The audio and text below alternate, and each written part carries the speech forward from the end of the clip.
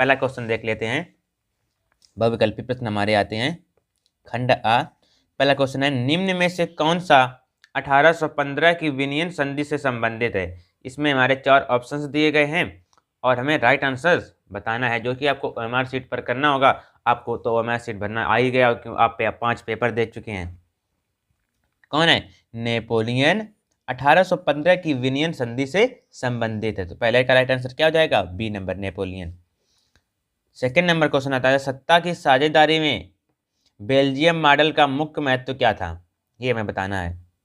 सभी जातियां समूह उनकी आबादी के अनुसार शक्ति साझा की गई, कि सभी जातियां समूह से उनके आबादी के अनुसार शक्ति साझा नहीं की गई, कि संप्रदायों को समान प्रतिनिधित्व दिया गया, कि उपरोक्त में से कोई नहीं। क्या था? संप्रदायों को समान प्रतिनिधित्व दिया गया। तो हमारा सा नंबर राइट आंसर हो जाएगा। इसके बाद हमारा थर्ड नंबर क्वेश्चन आ जाता है, 1928 से 1934 के बीच भारत में गेहूं की कीमत 50% तक क्यों गिर गई थी? क्यों गिर गई थी? क्योंकि महामंदी आने के कारण। अब महामंदी कब आई थी? सन 1929 में महामंदी आई थी। इसी कारण यह गेहूं के, भारत में गेहूं की जो मूल्य थे वो 50% तक गिर गए थे, मतलब आधे हो गए थे।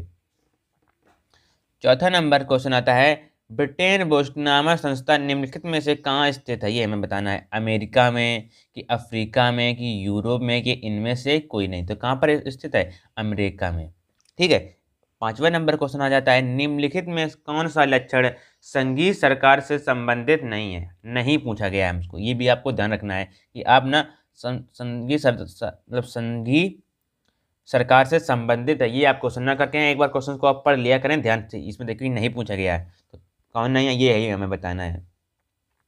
कठोर संविधान, शक्तियों का केंद्रीकरण, संघ एवं राज्यों के मध्यम शक्ति का विभाजन, सर्वोच्च न्यायालय। ये 5 ऑप्शन दिए गए हैं, पर इसका जो राइट आंसर है वो है शक्तियों के केंद्रीकरण। ठीक है। उसके बाद हमारा छठवां नंबर क्वेश्चन आ जाता है, निम्नलिखित में से कौन सा सामाजिक विभाजन का कारण नहीं है? सामाजिक विभाजन का कारण क्या है, मतलब पूछा गया है, कारण क्या है? धर्म है, कि भाषा है, कि आवा दोनों, की उपरोक्त में कोई नहीं। तो इसका जो राइट आंसर है वो है धर्म। देख लीजिए, मतलब भाषा से भी विभाजन तो होता है, पर हमसे क्या पूछा गया है? सामाजिक विभाजन पूछा गया है। तो किससे होता है? धर्म से। मतलब समाज में, जैसे जैसे हिंदू लोग अपना अलग त्यौहार मनाते हैं, मुसलमान लोग अपना अलग त्यौहार मनाते हैं, सिख लोग अपना अलग त्यौहार, उनका जो जो भी होता हो वो लोग अलग अलग मनाते हैं। मतलब ये किसका कारण होता है? धर्म के कारण। अगर सभी लोग हिंदू होते तो सभी लोग हिंदू अपना मनाते करे। ठीक है। सभी लोग अगर मुस्लिम होते तो अपना वो सभी लोग मनाते हैं। ठीक है। किसके कारण होता है? धर्म के कारण।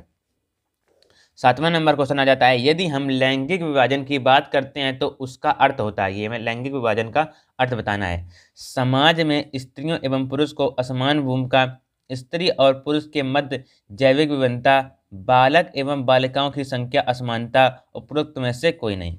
तो ये हमें बताना है। तो जिसका राइट आंसर है वो है आ नंबर। क्या है? सामाजिक में, समाज में स्त्रियों एवं पुरुष का असमानता भूमिका, असमान भूमिका है। ठीक है। आठवां नंबर क्वेश्चन आता है, राष्ट्रवाद का उदय सर्वप्रथम किस देश में हुआ था? जर्मनी में, इटली में, फ्रांस में, ब्रिटेन में।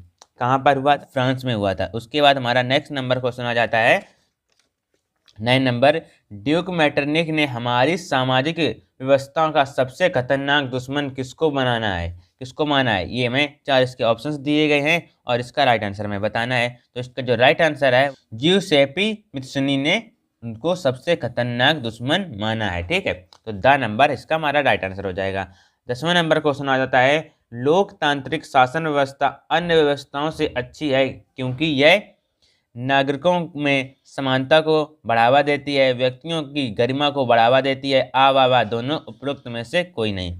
तो ठीक है। इसका जो राइट आंसर है वो है आ वाह दोनों। ये दोनों ही लोकतांत्रिक शासन व्यवस्था की मतलब अच्छी है, ये व्यवस्थाओं से अच्छी हैं। ठीक। उसके बाद हमारा नेक्स्ट नंबर क्वेश्चन आ जाता है, मृदा किस प्रकार की प्राकृतिक संसाधन है? जैव संसाधन, संभावनीय संसाधन, अनवीकरण योग्य संसाधन, की नवीकरणीय संसाधन। ठीक है, तो ये 4 ऑप्शंस दिए गए हैं और इसका राइट आंसर हमें बताना है। तो क्या है? अनवीकरण संसाधन। ठीक है, अनवीकरण योग्य संसाधन। उसके बाद हमारा 12 नंबर क्वेश्चन आता है, निम्नलिखित में से पंजाब की भूमि संकुचन के मुख्य कारण क्या है? संकुचन का हमें मुख्य कारण क्या बताना है। तो मुख्य कारण क्या है? अधिक सिंचाई, क्योंकि वहां पर कौन सी फसल ज्यादा की जाती है?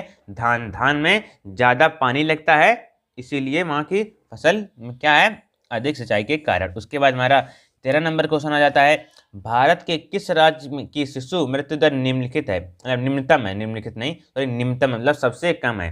वहां पर जो छोटे बच्चे होते हैं वो मरने की संख्या कम है, ये हमें बताना है। केरल में, पंजाब में, बिहार में, हरियाणा में। कहां पर? केरल में है सबसे कम। 14 नंबर क्वेश्चन हमारा आ जाता है, सामाजिक, सार्वजनिक एवं निजी क्षेत्र को किस आधार पर वर्गीकृत किया गया है?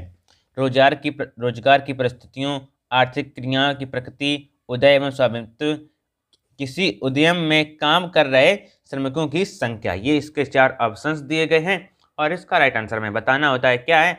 रोजगार की परिस्थितियां पर। ठीक है, उसके बाद हमारा नेक्स्ट नंबर क्वेश्चन आ जाता है 15 नंबर, भू संरक्षण से क्या तात्पर्य है? भूमि का अनुपजाऊ होना, भूमि का दलदली होना, भूमि का उपजाऊ होना, अनुपजाऊ और उपजाऊ, और भूमि का योजनाबद्ध उपयोग। मतलब वहां पर कोई योजना नहीं है, जैसे सिंचाई करने के लिए कोई योजना नहीं है इस प्रकार की।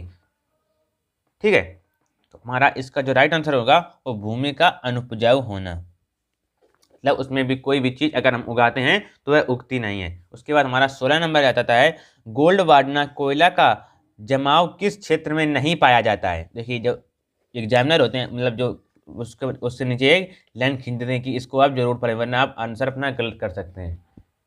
ठीक है, इसके नीचे एक लाइन आप लोग खींच देते हैं, वो लोग ऐसे नहीं के नीचे एक लाइन खींचिए, मतलब इससे आप कि इस पर नजर जाए, आप ये जरूर पढ़ें, वरना आप गलत आंसर दे के चले आएंगे। ठीक है, दामोदर घाटी, सोन घाटी, महानदी घाटी की चंबल घाटी। तो ये 4 ऑप्शंस दिए गए हैं और इसका राइट आंसर में बताना होता है कौन है? दामोदर घाटी में। ठीक है, 17 नंबर क्वेश्चन आता है, भूमिहीन ग्रामीण मजदूरों के लिए सबसे अधिक उपयुक्त विकास का लक्षण कौन सा है? उपज का ज्यादा समर्थन मूल्य। देखिए, जब उनके पास कुछ भूमि ही नहीं होगी, यहाँ पर कहा गया भूमिहीन, तो उपज वो किस में करेंगे? तो ये हमारा गलत हो गया।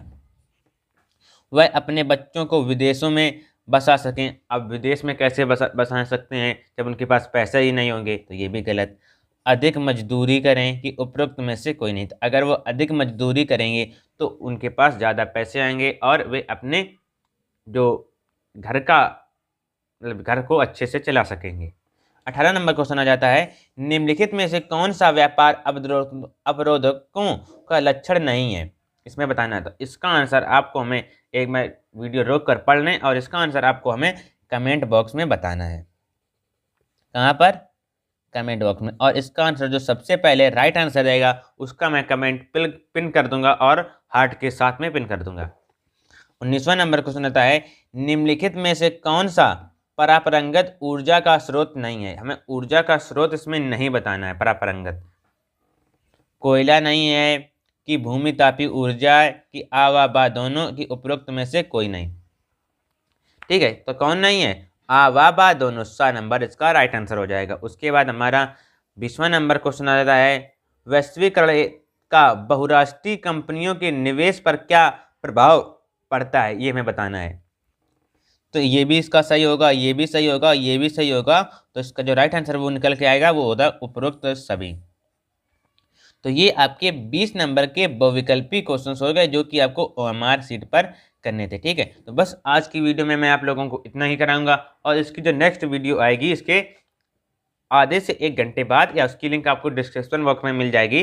अगर आप 2 से 3 घंटे बाद देख रहे हैं तो आपको यह वीडियो जरूर इसके बाद जाकर देख लें। और इस पर मैं आपको करा ही चुका हूँ, जो मानचित्र से संबंधित आपके प्रश्न होते हैं किस प्रकार से भरना होता है, तो हमारी आप पुरानी वीडियो जाकर देख लें, उस पर मैंने आपको अच्छे से समझाया है। ठीक है, तो इस प्रकार से आपको वहाँ देख लीजिए, हाँ खंडबाज आता है, लगभग 80 शब्दों में लिखना होता है, उसके बाद लगभग 150 शब्दों में लिखना होता है। तो इस प्रकार से आपका कुछ क्वेश्चन पेपर आता है, तो इस प्रकार से आपको अच्छे ढंग से लिखना होता है। बस